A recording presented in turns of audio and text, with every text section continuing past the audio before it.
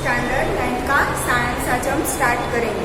ठीक है, साइंस में बहुत सारी चीज़ें हमने 8 स्टैंडर्ड तक तो ऑलरेडी पढ़ रखी है।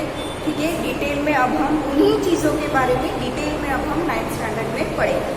ठीक है, तो 9th स्टैंडर्ड में बहुत सारे ऐसे चैप्टर्स हैं कि जिसके बारे में आपने बहुत सारा 8th स्टैंडर्ड तक ऑलरेडी पढ़ रखा है।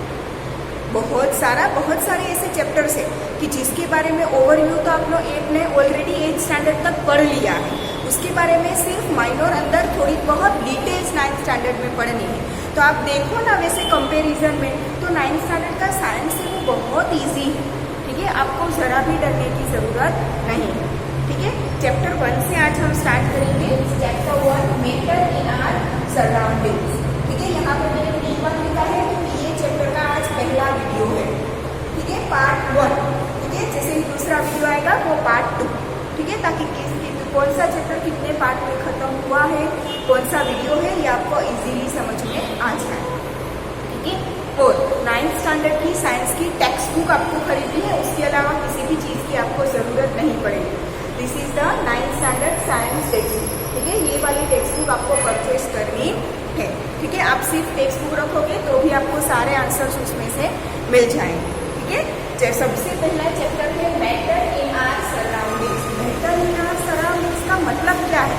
हमारी आसपास जो भी चीज़ें हम देखते हैं, चाहे वो सॉलिड फॉर्म में हो, चाहे वो लिक्विड फॉर्म में हो, चाहे वो गैसियस फॉर्म में हो, कोई भी फॉर्म में हो, हमारी आसपास की दुनिया मतलब हम आजू बाजू में जो भी चीज़ें देखते हैं, ठीक है, वो सारी क्या है? मैटर है।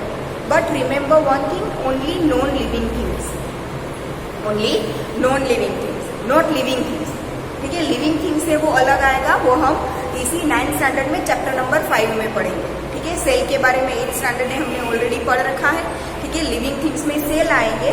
ठीक है, और नॉन लिविंग थिंग्स के को हम क्या बोलेंगे? मैटर बोलेंगे। ठीक है, तो हमारे आसपास जो भी हमें नॉन लिविंग थिंग्स मिलेगी उसे हम बोलेंगे मैटर इन आवर सराउंडिंग्स। तो ये मैटर कौन कौन सी चीज़ों से बनी है? ठीक है, वो चीज किसी भी चीज से बनी है, उसकी प्रॉपर्टी क्या है, वो कौन कौन सी रिएक्शंस दे सकता है। ठीक है, ये सब कुछ हम डिटेल में देखेंगे कि हमारे आसपास हमें जो नॉन लिविंग थिंग्स मतलब कि हमें जो मैटर देखने को मिलती है, वो मैटर कैसी होती है, किस चीज़ से बनी है, वो क्या रिएक्शन दे सकती है, उसकी अलग अलग कौन कौन सी प्रॉपर्टीज है, ये सब कुछ डिटेल में हम इस चैप्टर में पढ़ेंगे। ठीक है, सबसे पहले आएगा इंट्रोडक्शन। तो मैं बुक में से पढ़ती जाती हूँ और आपको समझाती जाती हूँ। ठीक है, तो इंट्रोडक्शन से स्टार्ट करते हैं। As we look at our surroundings we see a large variety of things with different shapes, sizes and textures. अगर हम अपने आसपास देखें तो हमें बहुत सारी चीज़ें मिलेंगी जिनका सबका अलग अलग शेप होगा, अलग अलग साइज होगा, अलग अलग टेक्सचर होगा। टेक्सचर मतलब कि उनका कलर वगैरह अलग होगा, कोई एकदम लिक्विड होगी, कोई सॉलिड होगी, सॉलिड में भी कोई सॉफ्ट होगी, कोई एकदम हार्ड होगी। ठीक है, सबका टेक्सचर शेप अलग होगा, साइज अलग होगा, टेक्सचर अलग होगा। ठीक है, everything in this universe is made up of material which scientist have named matter. पूरे यूनिवर्स में, not only in our surroundings, पूरे यूनिवर्स में जो भी चीज़ें देखने को मिलती है उन सबको साइंटिस्ट ने एक कॉमन नेम दिया है। क्या दिया है? मैटर। ठीक है, पूरे यूनिवर्स में हमें जो भी चीज़ें देखने को मिलेगी उसे साइंटिस्ट ने क्या नाम दिया है? मैटर। सबको कॉमनली एक नाम दे दिया है। ठीक है, the air we breathe, the food we eat, stones, clouds, stars, plants and animals, even a small drop of water or a particle of sand, everything is matter।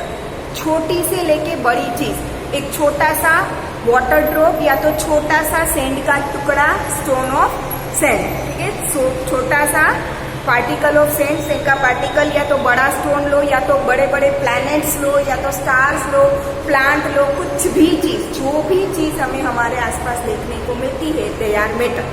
ठीक है,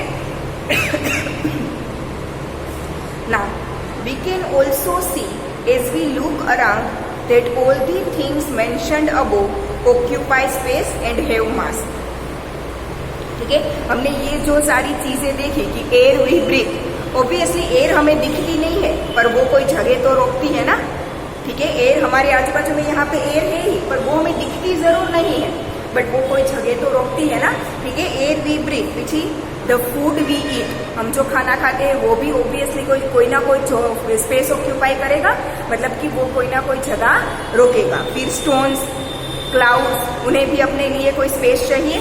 फिर stars, plants and animals, small drop, water का एक छोटा सा drop हो, वो भी कहीं पे पड़ा हो, जहाँ पे पड़ा है उतनी स्पेस तो उन्हें उसने ऑक्यूपाई की है, ठीक है। Now everything is matter, stars, plants and animals, हम जो देखते हैं, बड़े बड़े स्टार्स देखते हैं, प्लैनेट्स देखते हैं, क्लाउड्स है, स्टोन से, अ पार्टिकल ऑफ सैंड, सारी चीजें उसमें इंक्लूड होगी मैटर में। और ये सारी चीजों का अपना कोई शेप होता है और वो कोई स्पेस ऑक्यूपाई करता है, ठीक है। Now in other words they have both mass and volume, उनके पास अपना कोई मास भी है और अपना कोई वॉल्यूम भी है, ठीक है। वो कोई स्पेस ऑक्यूपाई करता है, मतलब कि उसका अपना कोई वॉल्यूम है, ठीक है, और अपना कुछ मास तो होगा, ठीक है। छोटा सा आप सैंड का पार्टिकल लो, उसका भी भले ही 0.1 ग्राम हो, पर है तो ना छोटा सा, बहुत कम हो, पर उसका कोई ना कोई मास तो होगा ही, ठीक है। Now since early times human beings have been trying to understand their surroundings, बहुत टाइम से, सिंस अर्ली टाइम्स, हमारे एंशियंट टाइम से ह्यूमन बीइंग यही ट्राई करता है कि आसपास की चीजों के बारे में वो समझ सके, अपने सराउंडिंग को समझने की वो कोशिश करता है। सबने अपने अपने लेवल पर समझने की कोशिश की है।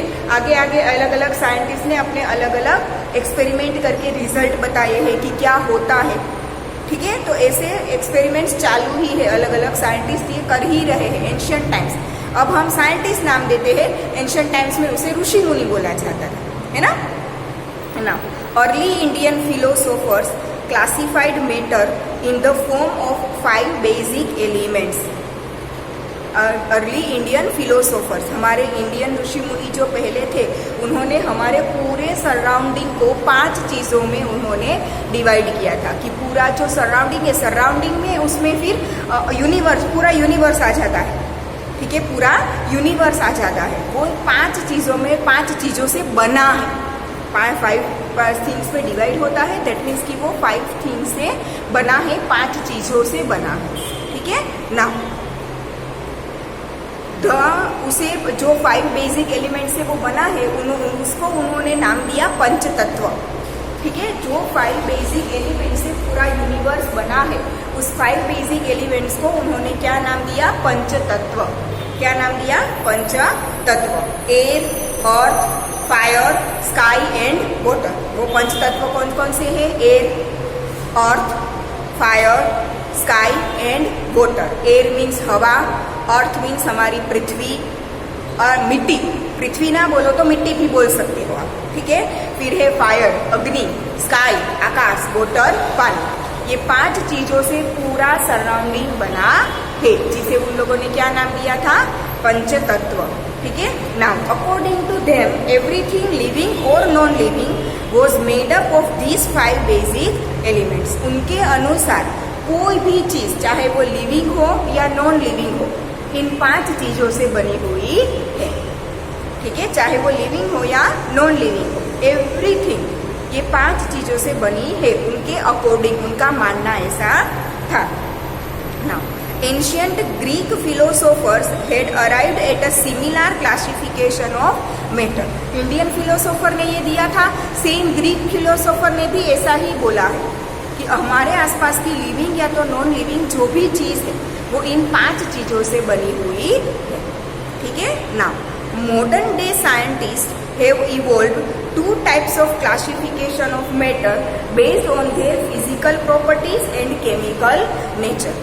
Modern day scientist, ancient philosophers ने दिया था कि सारी चीजें 5 एलिमेंट से बनी है, जिसे उन लोगों ने पंचतत्व नाम दिया, ठीक है। बट ये जो मॉडर्न साइंटिस्ट है, वो ऐसा बोल रहे हैं कि नॉन लिविंग थिंग्स को, ठीक है, लिविंग थिंग्स को हम लोगों ने अलग ही छोड़ दिया, नॉन लिविंग थिंग्स को हम 2 टाइप से डिवाइड कर सकते हैं, क्लासीफाई कर सकते हैं। डिवाइड ना बोले तो क्लासीफाई, ठीक है। जो भी नॉन लिविंग थिंग्स हमारे आसपास हमें देखने को मिलती है, उन लोगों ने लिविंग को अलग ही छोड़ दिया, ठीक है।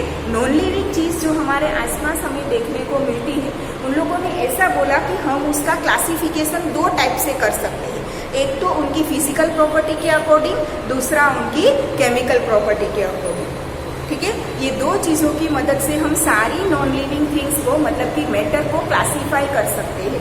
अब फिजिकल नेचर की मदद से मतलब कि वो कौन कौन सी फिजिकल प्रॉपर्टीज देता है उसे उसका क्या बोलेंगे, फिजिकल नेचर बोलेंगे। ठीक है, और केमिकल प्रॉपर्टीज मतलब वो कौन कौन सी केमिकल नेचर मतलब कि वो कौन कौन सी केमिकल प्रॉपर्टीज देता है। फिजिकल नेचर में हम क्या देखेंगे कि जो भी हमने मैटर लिया उस मैटर का फिजिकल प्रॉपर्टीज क्या है। ठीक है, और उसका केमिकल नेचर मतलब कि उसकी केमिकल प्रॉपर्टीज क्या है। ठीक है, तो सारी नॉन लिविंग थिंग्स मतलब कि मैटर को हम टू पार्ट्स में क्लासीफाई करेंगे, एक तो फिजिकल प्रॉपर्टीज और दूसरा केमिकल प्रॉपर्टीज, जिसे हम बोलेंगे physical nature and chemical nature. ठीक है, तो ये था हमारे चैप्टर का introduction. In this chapter we shall learn about matter based on its physical properties. इस चैप्टर में, चैप्टर नंबर 1 में हम मैटर के बारे में पढ़ेंगे उनकी केमिकल प्रॉपर्टीज के अकॉर्डिंग। ठीक है, कोई भी मैटर का केमिकल एंड फिजिकल ठीक है, कोई भी मैटर का फिजिकल नेचर क्या है मतलब कि उसकी फिजिकल प्रॉपर्टीज क्या है, उसके ऊपर से हम सारी मैटर को पढ़ने की कोशिश इस चैप्टर में करेंगे। ठीक है, chemical aspects of matter will be taken up in subsequent chapters. ठीक है, इस चैप्टर में हम कोई भी मैटर के फिजिकल नेचर के बारे में पढ़ेंगे, केमिकल नेचर के बारे में हम आगे के चैप्टर्स में देखेंगे। ठीक है, इस चैप्टर में फिजिकल नेचर के बारे में देखेंगे, केमिकल नेचर भी नहीं देखेंगे बट वो आगे के चैप्टर्स में आएगा। ठीक है, फिर सबसे पहला टॉपिक है physical nature of matter. Matter का फिजिकल नेचर, उसके बारे में अब हम पढ़ना स्टार्ट करेंगे।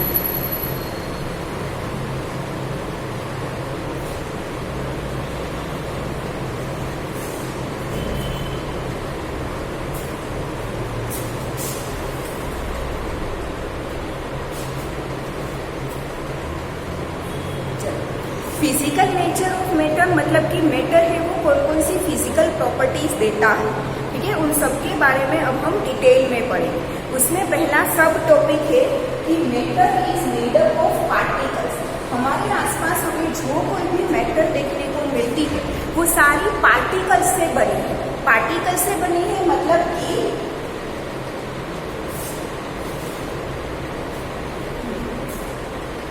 हमारे आसपास कोई भी चीज हो, चाहे वो सॉलिड हो, चाहे वो लिक्विड हो, चाहे वो गैस हो, सारी चीजें पार्टिकल्स से बनी है और वो पार्टिकल्स बहुत ही छोटे होंगे जिसे हम अपनी नेकेड आई से नहीं देख सकते, हमें उसके लिए माइक्रोस्कोप चाहिए होगा। अब ये पार्टिकल्स का मतलब क्या है, देखो ये चॉपस्टिक है। ठीक है, इसका मैं ऐसे खुतर के इसका पाउडर बना सकती हूँ, तो ये पाउडर बनने के बाद आपको जो मिलता है दैट इज पार्टिकल्स, पर वो पार्टिकल्स इतने बड़े होते हैं कि हम अपनी नेकेड आई से देख सकते हैं। रियल में हमने जो ये पाउडर मिला, चोक्का हमें जो पाउडर मिलता है ना, वो भी बहुत छोटे छोटे पार्टिकल से बना है। ठीक है, पाउडर का एक साथ मिला के पूरा चॉपस्टिक बन गया। ठीक है, वो पाउडर भी बहुत सारे छोटे छोटे पार्टिकल से बना है। ठीक है, और वो पार्टिकल्स इतने छोटे होंगे कि हमें नेकेड आई से नहीं दिखते, उसके लिए हमें स्पेशल माइक्रोस्कोप चाहिए होगा। ठीक है, देखो समझते हैं डिटेल में। Matter is made up of particles. Matter है वो पार्टिकल से बनी है। कैसे, देखो for a long time two schools of thought prevailed regarding the nature of matter. Two schools of thought मतलब कि देखो साइंटिस्ट बहुत सारे होते हैं, सबका अलग अलग मानना होता है। सब पहले ये सारी डिस्कवरी नहीं हुई थी, सबको साइंस के बारे में इतना ज़्यादा पता नहीं था, तब साइंस के साइंटिस्ट उस पर अभी एक्सपेरिमेंट्स कर रहे थे, ढूंढने की कोशिश कर रहे थे कि हमारे आसपास की मैटर एक्चुअल में बनी कौन सी चीज़ों से है। तब उन्हें पर्टिकुलर पता नहीं था कि वो क्या है। ठीक है, तो अपने हिसाब से एक्सपेरिमेंट कर करके अपना रिजल्ट वो देते थे। तो ऐसे सारे साइंटिस्ट ने अपने अपने रिजल्ट दिए, तो वो सारे साइंटिस्ट दो पार्ट में डिवाइड हो गए। एक जो ग्रुप था साइंटिस्ट का, उसका मानना कुछ अलग था, दूसरा ग्रुप का मानना कुछ अलग था। इसे बोलते हैं टू स्कूल्स ऑफ साइंस। ठीक है, साइंटिस्ट के अलग अलग ग्रुप्स, ठीक है, जो दोनों का मानना कुछ थोड़ा अलग अलग हो, उसे बोलते हैं हम टू स्कूल्स ऑफ साइंस। अब दोनों का मैटर के नेचर के बारे में अलग अलग थॉट था अपना। ठीक है। थोड़े बहुत साइंटिस्ट सोचते थे कि वो पार्टिकल से बने हैं, थोड़े बड़े साइंटिस्ट ऐसा सोचते थे कि वो रेज से बने हैं, रे जो लाइट रे होता है ना वैसे टाइप के रेज से बने हैं, ठीक है। सबका मानना अलग अलग था। फाइनली क्या होता है ये हम देखते हैं। One school believed matter to be continuous like a block of wood, whereas the other thought that matter was made up of particles like sand. एक स्कूल का मानना था कि मैटर है वो कुछ ब्लॉक से बनी है, मतलब कि एक ब्लॉक जैसे वुड का एक ब्लॉक होता है ना, वुड का एक क्या होता है ब्लॉक होता है, जैसे कि ये इसे बोलेंगे हम एक वुड का ब्लॉक। ये जो डस्टर का ऊपर का ये जो वुडन पार्ट है उसे हम बोलेंगे वुडन ब्लॉक, ठीक है। तो एक साइंटिस्ट की स्कूल मतलब कि एक ग्रुप का मानना ऐसा था कि मैटर है वो ऐसे ब्लॉक्स से बने, ठीक है। जबकि दूसरे ग्रुप का क्या मानना था कि सैंड के जो पार्टिकल्स होते हैं ना वैसे पार्टिकल्स से मैटर बनी है। मैटर कैसे बनी है, जिसे सैंड है उसके बहुत सारे पार्टिकल्स आप एक साथ कर लो तो आपकी पूरी मुट्ठी भर जाएगी, ठीक है। वैसे साइंटिस्ट के दूसरे ग्रुप का यही मानना था कि कोई भी मैटर है वो ऐसे पार्टिकल्स से बनी है, बट वो पार्टिकल्स इतने छोटे हैं कि हमें नेकेड आई से नहीं दिखते। सैंड के पार्टिकल्स तो हमें दिखते हैं, ठीक है, जिसे हम गुजराती में रेती बोलते हैं, है ना। Now let us perform an activity to decide about the nature of matter, is it continuous और पर्टिकुलर, ठीक है। तो ये समझने के लिए कि वुडन ब्लॉक की तरह मैटर है वो वुडन ब्लॉक की तरह कंटिन्यूअस है या सैंड के पार्टिकल्स की तरह पर्टिकुलेट है, ठीक है, वो समझने के लिए यहाँ पे हम क्या करेंगे, एक्टिविटी करेंगे। एक्टिविटी में क्या करना है, देखो, टेक अ 100 ml बीकर, एक खाली आपको बीकर लेना है 100 ml की साइज का। Fill half the beaker with water and mark the level of water, आधा बीकर पानी से भरा है और वहां पे वाटर लेवल मार्क कर देना है। 100 ml का बीकर लिया था और उसे हाफ फिल करना है, मतलब कि हमें 50 ml वाटर लेना है। जब 50 ml वाटर उसमें भर जाए तो वहां पे वाटर की जो लेवल है वो मार्क कर दो, ठीक है। नाउ डिजोल्व सम सोल्ट और sugar with the help of a glass rod, उसमें थोड़ा सा सोल्ट या तो थोड़ी सी शुगर डालो, फिर उसे हिला के उसमें डिजोल्व कर दो। एक ग्लास का रोड मतलब कि ग्लास का सलिए जैसा आता है, उससे हिला के आपने जो भी लिया है, सोल्ट लिया है या तो शुगर लिया, दोनों में से कोई एक लेना है, ठीक है। जो भी आपने लिया है उसे उसमें हिला के क्या कर देना है, डिसोल्व कर देना है। Now observe any change in water level, आपको वाटर लेवल में कोई भी चेंज देखने को मिला, ठीक है। आपने वाटर लेवल, मैंने बोला था ना कि 50 ml वाटर लिया है, उसे वहां पे लेवल जो आता है उसे मार्क कर दो, ठीक है। तो वो मार्क से ऊपर कोई भी वाटर गया ये आपको देखना है, वाटर के लेवल में कुछ चेंज आया या नहीं। What do you think has happened to the salt, where does it disappear, does the level of water change, no. आपने उसमें 1 चम्मच पूरा भर के सोल्ट या तो 1 चम्मच पूरा भर के शुगर डाल के उसमें डिसोल्व कर दिया, फिर भी वाटर लेवल में कोई चेंज नहीं आया। क्यों?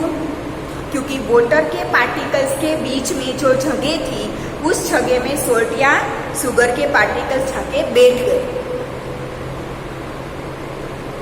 जैसे कि आपके क्लास में सारी बेंचेस, जिसके जितनी बेंचेस आपके क्लास में पड़ी है, ठीक है, वो सारी बेंचेस में आपको पता है कि मैक्सिमम 3 स्टूडेंट्स बैठ सकते हैं।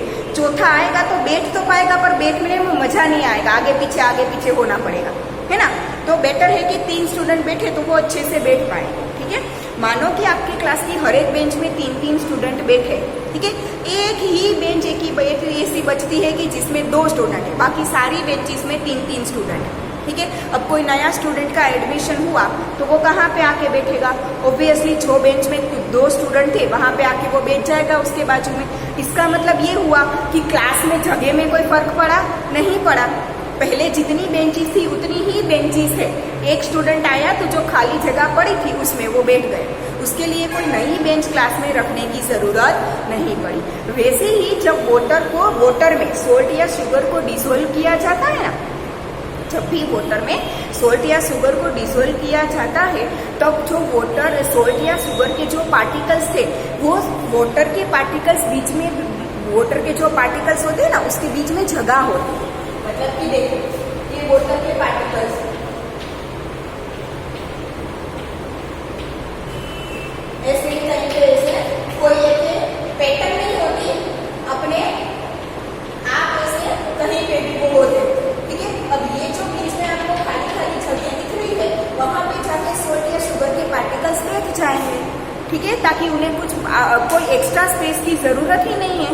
वाटर के पार्टिकल्स के बीच में जो उन्हें खाली स्पेस मिलती है, वो खाली स्पेस में जाके वो बैठ जाते हैं सॉल्ट या शुगर के पार्टिकल्स, नहीं कोई जगह की उसे जरूरत नहीं पड़ती। ठीक है ना। In order to answer this question, we need to use the idea that matter is made up of particles. तो ये चीज समझाने के लिए हमें उस आइडिया की जरूरत पड़ेगी जो आइडिया हमें ये समझाता है कि मैटर है वो पार्टिकल्स से बनी है, वुडन ब्लॉक की तरह कंटिन्यूअस नहीं है। अगर वुडन ब्लॉक की तरह वो कंटिन्यूअस होती तो वाटर के बीच में सॉल्ट या शुगर के पार्टिकल्स कैसे जा पाते? पॉसिबल ही नहीं होता ना। वुडन ब्लॉक की तरह अगर कंटिन्यूअस होती, बीच में कोई जगह ही ना होती, तो सॉल्ट या शुगर के पार्टिकल्स अंदर बैठते कैसे? ठीक है, हमने मार्क किया था वाटर का लेवल, हमने वाटर का लेवल मार्क किया था, फिर हमने देखा कि वाटर लेवल तो कोई भी इंक्रीज ही नहीं हुआ, जितना पहले था उतना ही है। सॉल्ट या शुगर डालने से पहले जितना था उतना ही डालने के बाद है, तो इसका मतलब तो ये हुआ कि कंटिन्यूअस होता तो वो गए कहाँ, तो लेवल बढ़ना चाहिए था ना। ठीक है, तो ये कंसेप्ट हमें ये समझाता है कि वो मैटर है वो पार्टिकल्स से बनी है, ताकि पार्टिकल्स के बीच में जो जगह बचती है उसमें दूसरे पार्टिकल्स आके बैठ जाएंगे। ठीक है ना। What was there in the spoon, salt or sugar, has now spread throughout the water. Spoon में जो भी था, सॉल्ट या तो शुगर कुछ भी था, मैंने बोला था ना, या तो आप सॉल्ट ले सकते हो या तो शुगर, कोई भी एक चीज आपको लेनी है। तो स्पून में जो कुछ भी था, सॉल्ट या शुगर था, उसके पार्टिकल्स से वो वाटर के पार्टिकल्स में थ्रूआउट सेपरेट हो गए। थ्रूआउट सेपरेट होना मतलब कि पूरी उसकी चीज की वाटर की क्वांटिटी थी, उसमें जो भी खाली जगह बची थी उसमें सॉल्ट या शुगर के पार्टिकल्स जाके बैठ गए। ठीक है ना। This is illustrated in figure 1.1। नीचे देखो आपको फिगर दी है, फिगर में ये समझाया है कि particles of water magnified millions of times. ठीक है, यहाँ पे पार्टिकल्स ऑफ मैटर, मैंने आपको बोला था कि हमें कोई भी मैटर के पार्टिकल्स हम नेकेड आई से नहीं देख सकते, हमें माइक्रोस्कोप से ही देखना पड़ता है। तो यहाँ पे फिगर में जो गोल गोल बताया है वो पार्टिकल्स ऑफ वाटर दिखाए हैं, बट बहुत सारे बड़े करके दिखाए हैं ताकि हमें समझ में आ सके। ठीक है, बाजू का जो बीकर है उसमें वो लोग क्या डाल रहे हैं, सॉल्ट डाला। ठीक है, आप शुगर भी ले सकते हो, कोई भी चीज ले सकते हो। वाटर प्लस सॉल्ट, देखो यहाँ पे आपको दिख रहा होगा कि पहली जो फिगर है उसमें सिर्फ वाटर के पार्टिकल्स दिखाई है, ये जो दूसरी फिगर है उसमें वाटर के पार्टिकल्स, नीचे सॉल्ट है, हिलाए बिना। अभी आपने सिर्फ 1 स्पून डाल दिया, आप घर पे ट्राई करना, पानी का एक ग्लास लेके उसमें 1 स्पून सॉल्ट डालना, बिना हिलाए रखो तो वो डिसॉल्व होगा? नहीं होगा, पर बहुत टाइम लगेगा, तब तक वो नीचे बैठा रहेगा। ठीक है, जब आप उसे हिला दोगे तो वो जल्दी से सॉल्ट है वो वाटर में डिसॉल्व हो जाएगा और स्प्रेड हो जाएगा। आपको दिख रहा है ऑरेंज कलर के यहाँ पे वाटर के सॉल्ट के पार्टिकल्स से वो पूरे स्प्रेड हुए दिखाए हैं। ठीक है, फिगर ध्यान से देखो, दिखाए हैं। ठीक है, तो इसका मतलब ये हुआ कि वाटर के जो पार्टिकल्स थे उनके बीच की जो स्पेस थी उसमें सॉल्ट पार्टिकल्स से वो समा गए और उसे कोई ज्यादा नई स्पेस की जरूरत नहीं पड़ी। इसीलिए जब बीकर में हमने वो सॉल्ट डालने से पहले वाटर जो मार्क किया था उतना ही लेवल हमें वो सॉल्ट को डालने के बाद मिल रहा, उसमें कोई लेवल में चेंज नहीं होता। ठीक है, तो ये समझ में आ गया हमें कि कोई भी मैटर के जो पार्टिकल्स होते हैं वो सारे पार्टिकल्स, कोई भी जो मैटर होती है वो सारी मैटर पार्टिकल्स से बनी है, चाहे वो लिक्विड मैटर हो, चाहे वो गैसियस मैटर हो, चाहे वो सॉलिड मैटर हो। ठीक है, एयर गैसियस है तो वो भी पार्टिकल्स से बनी है, वाटर लिक्विड है तो वो भी पार्टिकल्स से ही बना है, ये डस्टर सॉलिड है तो वो भी पार्टिकल्स से ही बना है। ठीक है, फिर इसका जो स्पॉन्ज होता है वो सॉफ्ट होता है तो वो भी पार्टिकल्स से ही बना है। ठीक है, वाटर की कंपैरिजन में जो कुकिंग ऑयल होता है वो थोड़ा डेंस होता है, गाढ़ा होता है। ठीक है, चाहे वो पतला हो या गाढ़ा हो, पर बना है वो पार्टिकल्स से ही। ठीक है, तो कोई भी मैटर ले, what ever the matter is, सारी मैटर किससे बनी है, पार्टिकल्स से। हाँ, सारे पार्टिकल्स अलग अलग हो, जैसे पार्टिकल्स इस चॉपस्टिक के हैं वैसे ही पार्टिकल्स ये वुड के होंगे ऐसा जरूरी नहीं। ठीक है, वैसे ही पार्टिकल्स ये वुड के होंगे ऐसा जरूरी नहीं। वैसे ही पार्टिकल्स आपने पहने हुए कपड़े के हैं वैसा जरूरी नहीं।